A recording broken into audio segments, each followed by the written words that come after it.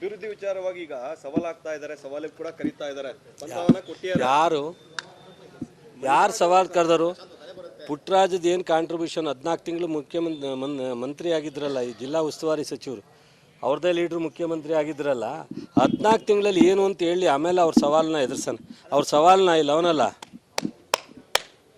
ಅವನೇ ಸಾಕು ಎದುರ್ಸಕ್ಕೆ. ನಾನು ಬೇಕಾ? ಹಾಂ, ಅವ್ರ ಸವಾಲು ಎದುರ್ಸಕ್ಕೆ ಅವನೇ ಸಾಕು. ಸರಿ ಪಾಪ, ನನಗೆಲ್ಲ ಪೂರ್ತಿ ಹೊಟ್ಟೆ ತುಂಬಿಸ್ತವ್ರು ಪುಟ್ಟರಾಜೆ. ಸಲ್ಯೂಟ್.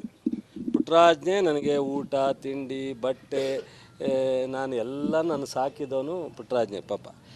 ಸೊ ಲೋಕಸಭಾ ಚುನಾವಣೆ ಒಂದ್ಸಲ ನೆನೆಸ್ಕೊಳ್ಳೋಕೆ ಹೇಳಿ ಹಿಂದಿನ.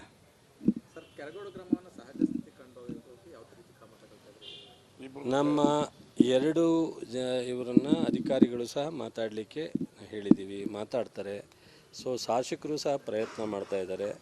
ನಾವು ಯಾವುದೇ ಕಾರಣಕ್ಕೆ ಮಂಡ್ಯ ಜಿಲ್ಲೆಯಲ್ಲಿ ರಾಜಕಾರಣ ಹೊರತುಪಡಿಸಿ ಜನತಾದಳದವರು BJPಯವರು ರಾಜ್ಯ ಮಟ್ಟದಲ್ಲಿ ಏನಾರ ಮಾಡಲಿ, ಇಲ್ಲಿ ಚುನಾವಣಾ ರಾಜಕಾರಣ ಪುಟ್ಟರಾಜ್ ಅವರ ಅಥವಾ ಮಾಜಿ ಶಾಸಕರುಗಳು ಏನಾರ ಮಾಡಲಿ, ಅದಕ್ಕೂ ನನಗೂ ಸಂಬಂಧ ಇಲ್ಲ.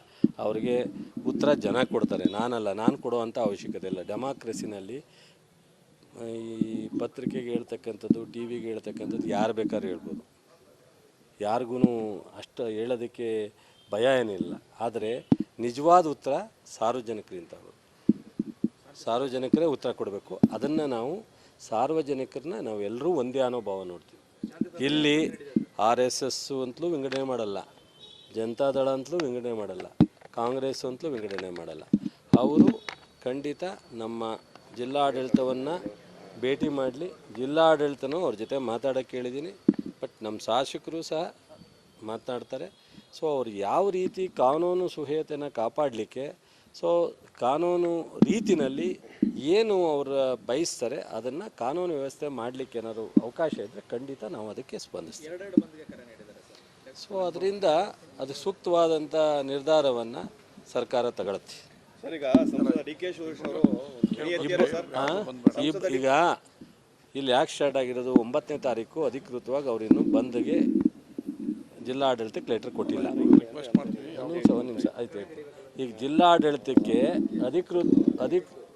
ಅಧಿಕೃತವಾಗಿ ಜಿಲ್ಲಾಡಳಿತಕ್ಕೆ 9ನೇ ತಾರೀಕು ಬಂದ್ ಮಾಡ್ತೀವಿ ಅಂತ ಹೇಳಿ ಕೊಟ್ಟಿಲ್ಲ. ವಾಟ್ಸಪ್ಪಲ್ಲಿ ಅಲ್ಲಿ ಇಲ್ಲಿ ಬಂದಿದೆ. ಅದು ಸತ್ಯನೋ ಅಸತ್ಯನೋ ನಮ್ಗೆ ಗೊತ್ತಿಲ್ಲ.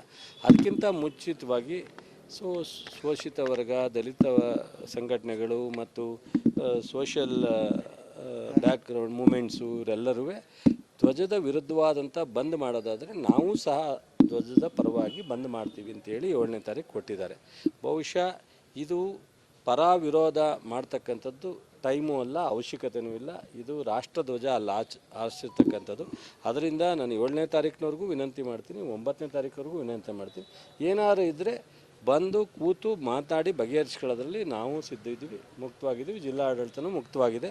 ಅದನ್ನು ಈ ಬಂದ್ ಬೇಡ ಅಂತ, ಅದರ ಮೇಲೂ ಬಂದು ಮಾಡ್ತೀವಿ ಅಂತ ಅಂದಾಗ ಜಿಲ್ಲೆಯಲ್ಲಿ ಅಶಾಂತಿಯನ್ನು ಆಗುವಂಥ ವಾತಾವರಣ ಬಂದರೆ ಸರ್ಕಾರ, ಜಿಲ್ಲಾಡಳಿತ ಏನು ಸೂಕ್ತವಾದಂಥ ಕಾನೂನು ಮಾಡೋಕ್ಕಾಗುತ್ತೆ ಅದನ್ನು ಮಾಡಬೇಕು.